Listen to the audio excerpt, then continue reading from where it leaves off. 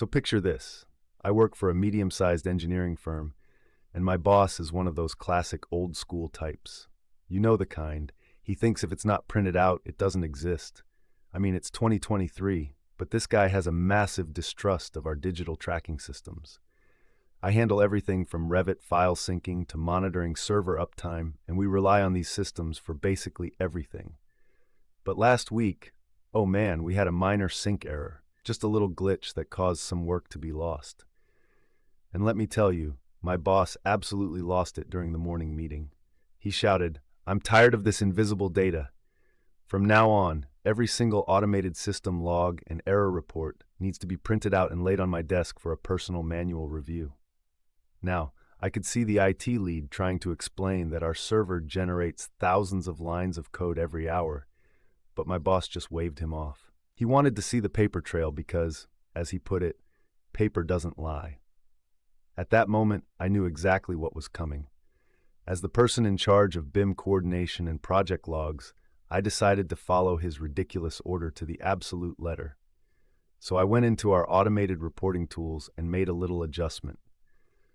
Instead of sending the output to our internal dashboard, I redirected it to our heavy-duty plotter and industrial laser printer in the main hall. And just for fun, I disabled the filters that usually strip out those heartbeat pings, the little signals the server sends every 30 seconds just to say, "Hey, I'm still alive." Fast forward to Tuesday, and I showed up an hour early to collect my masterpiece. And let me tell you, it was glorious. The laser printer had gone through 3 entire reams of paper, and the plotter? Oh, it had spat out about 20 feet of continuous logs, formatted in a single long strip for easier reading.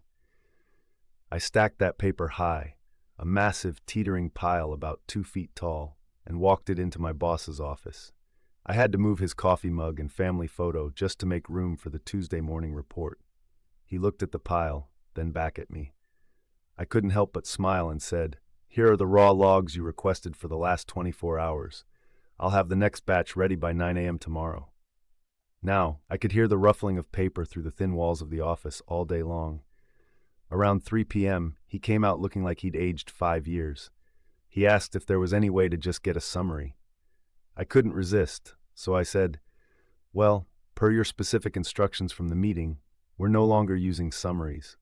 They count as invisible data, and we need to maintain the full paper trail for accountability." He didn't say anything and just went back inside. By Thursday morning, the pile on his desk had grown so massive that he had to work from a small round table in the corner of his office because his main desk was completely consumed by logs. I mean, it was a paper avalanche. Then came Friday morning. Out of the blue, he sent out an email officially reinstating the digital dashboard. He told us to use our best judgment on what needs to be printed. The look on my face? Priceless. I still have a few rolls of plotter paper ready, just in case he changes his mind again. And that, my friends, is how you turn a ridiculous request into a lesson in the power of digital data while piling up a mountain of paper in the process. So what do you think? Have you ever had a boss who didn't trust technology? How did you handle it? Let me know in the comments below.